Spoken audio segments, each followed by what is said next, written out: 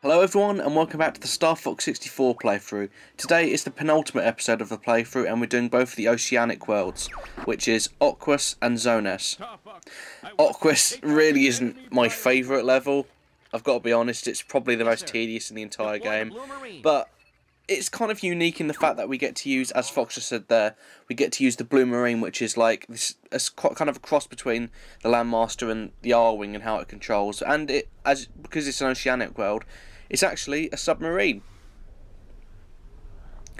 Like I said, if I had to control, if I had to say, give my opinion on how it controls, it was definitely like, I don't know, it's kind of like a mix between the Landmaster and the R-Wing in terms of preference, really. Like, I don't like that way that the Landmaster can control, but I think it works in this kind of environment, really. The Blue Marine, I mean. I'm gonna check out the bioweapon. Yes, as you can probably see, this level really is that kind of like slow. It's got a really nice atmospheric music track, though. I will say, like, this is probably, if you're trying to get to sleep at night, this, I don't mean that, I realise that was sound like in a bit, I didn't really mean that to be offensive, but I mean, like, it's really like kind of nice and relaxing, not boring. Oh my god, I'm sorry, Koji Kondo, I didn't mean it. Yeah, it's a very nice, relaxing music track, and it's got a nice little melody to it.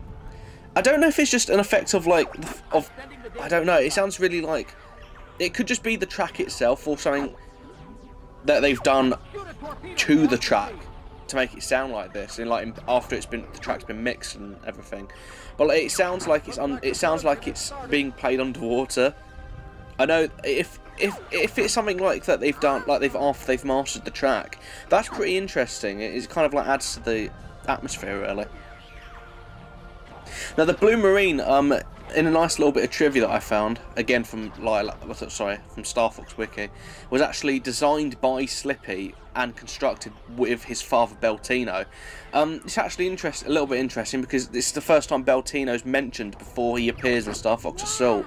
It's like the only time any character from Star Fox is mentioned, then appears at a later point. Like you never hear of like any other character getting mentioned in, say, like this game apart from Beltino, and then like reappearing in 2 games' time. It was mentioned that Beltino built it because it was in a player guide.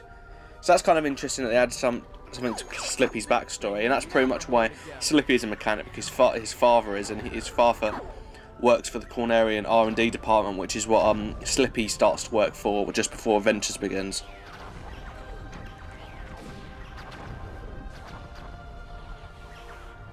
Now, Aquas, as we can just see there, because those pillars, has quite, like, a really kind of interesting history towards it. I'm going to read all this.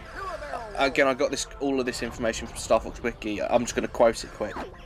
Ruins similar to those found on Titania point towards an ancient civilization that no longer exists. Tangibly similar to the Anglers. Again, I think that's a pretty interesting connection. It's probably not true. Probably totally artificial, but it sounds pretty interesting. The ancient civilization had originally ruled above the waves, where it built temples as well as harvesting aquatic life on Aquas. However, a monster underneath the waves, Bakun, became jealous of the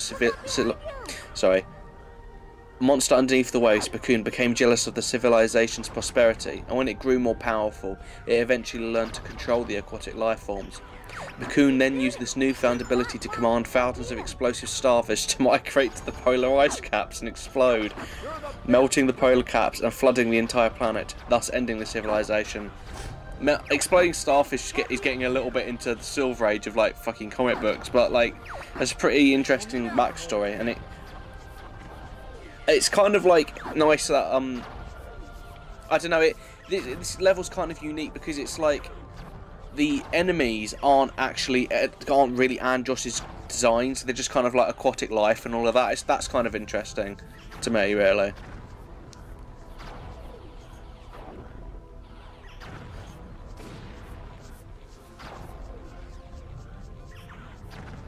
I would like to see the Blue Marine appear again, honestly. I mean, it's the 11th of June when I'm recording this, and E3 hasn't happened yet in a couple of days. I would like to see more Star Fox Wii U. It's confirmed that it's going to appear there. But in Star Fox Wii U, I would like to see the Blue Marine appear. I still think it has some potential gameplay ideas.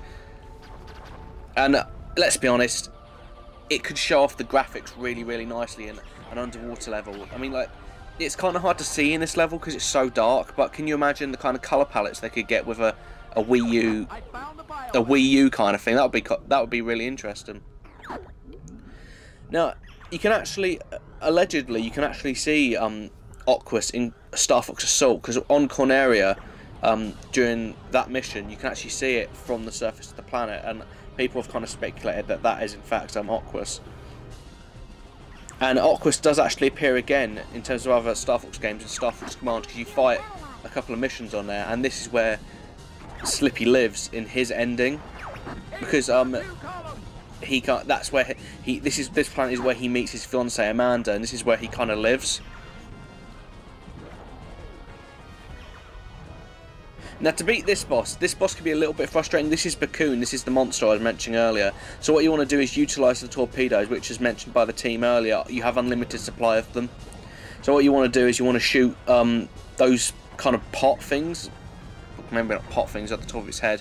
It will open, the shell will open, and you can fire it. That kind of meaty bit in the middle. What you're supposed to do is shoot the little tentacles on either side.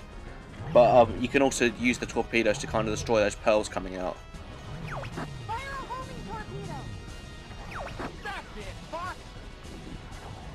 Aquas reminds me a lot of Neptune, the real planet, just like its appearance, and well, I don't know. Nintendo probably took some inspiration from Neptune, to be honest. It just look a lot like it for me.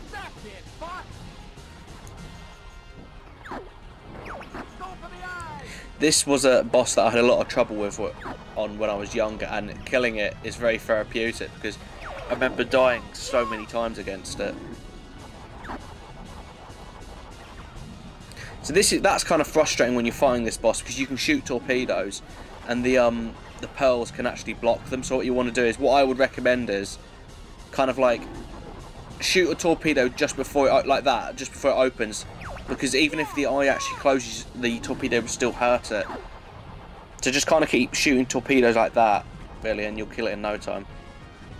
So overall, yeah, I don't really like Aquas as a level. It's kind of tedious, but it's got an interesting backstory, and I do like the music. It's not my favourite level. It's definitely a bit too slow. You know, I would like to see it come back, though. This gameplay style kind of come back for Star Fox Wii U, though.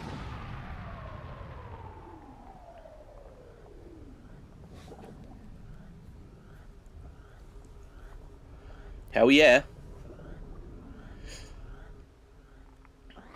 We're preparing to dock.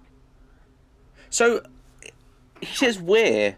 I mean, I assume Fox is talking about him and the ship. But maybe, I've always thought that Slippy was in there with him. Thanks, Flip. Blue Marine came through. It'd be kind of interesting if the whole Star Fox team was in there, really, not just them watching. I don't know, that I find that thought kind of interesting, that it's a ship that they all have to pilot. I'll pick the sky any day. I agree, Falco. Peace, Falco. You too.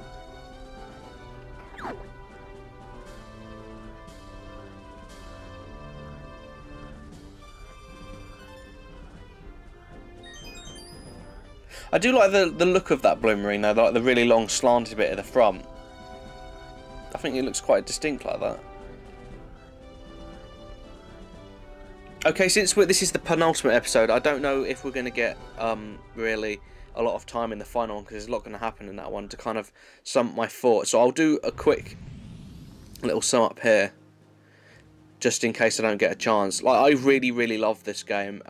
It's just fun, really. It's one of the many games in my collection I don't mind going back to any time. So one of the very few games in my collection that I can just play when I'm in any mood, really, just to have a bit of fun. Affirmative, General. It's a classic game. Basically, if you want to hear my thoughts on the game, then watch the review. But to kind of elaborate more on it, I can just play this in any mood, really, and just have all sorts of fun with it. Okay, Zonus now, the second water level, but we're not actually going all underwater for this one. We're actually, Let's sneak in low and surprise them. for piloting the R-Wing. And to me, this is probably the hardest This is so to get a mission accomplished on. I had a lot of trouble in it, and you're gonna. This is. I only recorded this once. You'll see me have a little bit of trouble in this level. I do it, but like maybe more so when I do Sector Z. But there are a few like heart-stopping moments where I nearly fail. So what you want to do for mission accomplished on this is destroy the spotlights. Don't get spotted by them, basically. If when the light's yellow like that, it means you haven't been spotted. But if they go red and there's an alarm, that obviously that would tell you that you've been spotted. Now, but when there was a beta footage of this game, the water was actually clear instead of like being this murky kind of colour it is here. I actually prefer this murky look towards it because it actually distinguishes it a bit from Zonus, and it shows what Andros has done like in a natural way rather than just saying, "Oh, Andros is evil. Andros is evil." We've actually seen what he can do, what he's done to this planet, really, and it kind of does it in a way more natural way. It also shows us what kind of stakes the potential stakes of what will happen if we don't win as well, which is kind of always nice.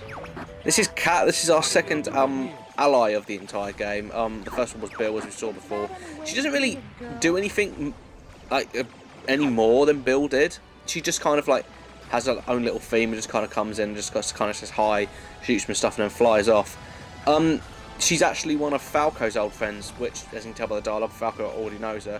We'll be seeing her a bit when I do the Farewell Beloved Falco review, because she's got a bigger appearance in that. But she hasn't really appeared since there.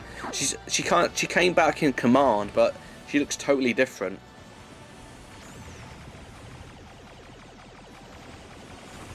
Falco like acts really out of character in this level. Like he says, "I can't believe they did this." Earlier, it's kind of like people have kind of taken from that this is either where he was born or that he spent some time here.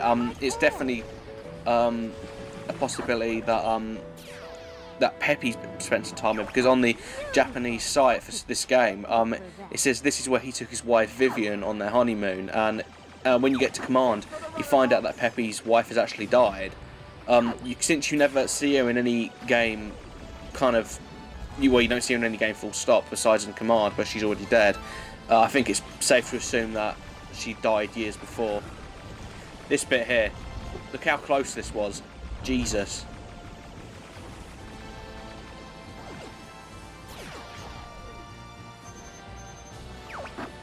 And this is one of the only levels that appears in this game, but you never see it. Well, you see it in a multiplayer map in Assault, but you never see it. You don't actually see it in Command. I don't really know the reason for that. You've got an enemy on your tail. And I don't know if I mentioned in Fortuna, but like in the remake, they added a weather effect of it snowing. Well, for this game, for this level rather, they added a raining effect, and I've seen it. It looks really nice. It adds a lot to the kind of tone and atmosphere of the level. It's kind of, I don't know why they couldn't do it for this. All you had to do is kind of add a light rain effect. I think would have been fine. Enemy fighter spotted. Take him down. I love the music for this level, and well, I was just going to mention Kat's music. Good thing she showed up actually. It's kind of like both Bill and Kat have these weird, like, I don't think they're even 30 seconds, like 15-second jingles that play whenever they show up. It's kind of really weird how Kat's kind of like ruins the tone of the level by just kind of like da da da da da, and then like just disappears. It's like, oh, okay. It's kind of really weird. Now, as for medals, this is probably one of the harder ones to get the medal on. I think it's 250, but because this level's pretty long, you could probably do it. I don't think I've ever done it. I don't remember ever doing it. Like I said, I've never got expert mode on this game. I've never done every single level with, like I've never got every single medal. I think it's like 250 though. That was a close call, Fox.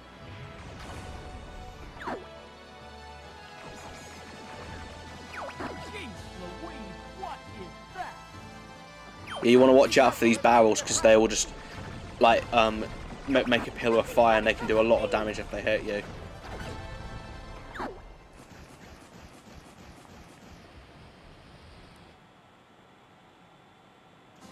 Here's our boss. It's a bit unique because he's a pirate. Yep. A pirate's life for me and all of that. Now this one can be a little bit annoying because it took me a while to kind of remember how to beat him. What you want to do is shoot those two funnel things on either side of the wrecking ball. I thought when I was recording this I had to hit the things that were shooting out the silver balls. Don't worry, it took me a while to do it. I kind of edited out most of the actual battle. This took me about 10 minutes to remember what to do. I kind of edited it out, but I'm showing you here what happens if you don't shoot the funnel. You can shoot a bit off and he'll just go back under the water and retrieve the part that you've blown off, basically, and like reattach himself so his life goes back up. If you do take too long, Peppy will eventually just say, oh, you have to kind of hit that bit.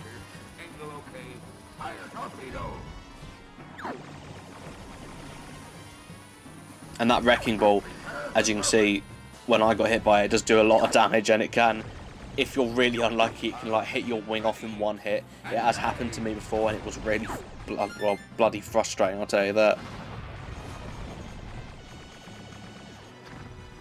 Yeah, so no matter what you do here, if you shoot one of the I don't know what they are, the things on the side. If you shoot one of those things on the side off, he will just immediately go and get it. So like you can't kind of like, he doesn't do it after a set amount of time. He will literally immediately do it. So you can't. There's no way you can possibly win that way. It is very satisfying to take this guy apart bit by bit, though. See, Peppy will eventually tell you. There you go. Cut, fade around that. I think shooting the funnel, basically what he's doing is causing his thing to overheat if he goes up underneath the water or something. I don't know. All I know is if he stopped giving us bombs, we wouldn't stand a chance.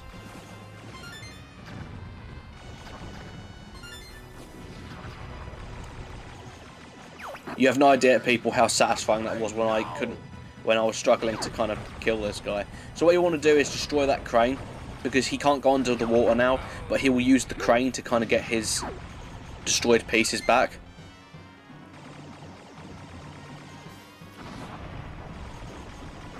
Yeah, just to sum up Zonus as a level, I really enjoy Zonus. It's one of the, it's definitely for me probably the most challenging level to get all the searchlights. But again, like every other level in the game, it's just got this like nice kind of atmosphere. It's got nice music. I really enjoy this one. I don't really enjoy it in Star Fox Assault though. That multiplayer level is pretty crap. All in all though, I would like to see Zonus make a return in Star Fox Wii U. The only thing is, I just don't want Star Fox Wii U just to be a remake of this game, because if it is, I'll be really disappointed. I want it to be totally original. We'll be seeing Kat next time, so if you missed her, don't know why you would, but if you missed her, we'll be seeing her next time.